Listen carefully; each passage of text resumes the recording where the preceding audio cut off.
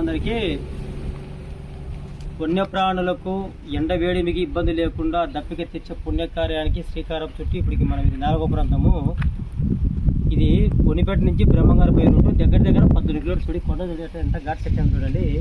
అది కోతులు ఎండ చెట్ల కింద కూర్చున్నాయో కనీసం వాటికి కోతులకే కాదు మిగతా వన్యప్రాణులకంతా కొంత దప్పిక తీర్చి ఈ ఎండ నుంచి ఉపశమనం కలిగించాలని మనం ఎంతో కష్టపడి ఈ కార్యక్రమం చేస్తున్నాము.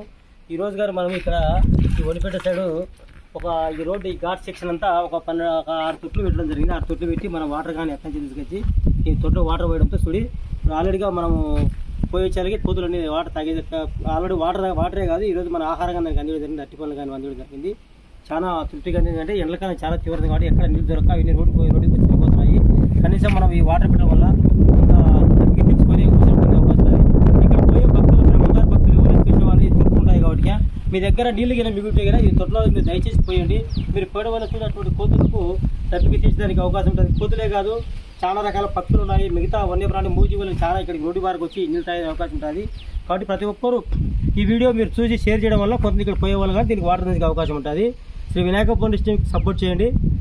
Thank you. జై హింద్, జై భారత్.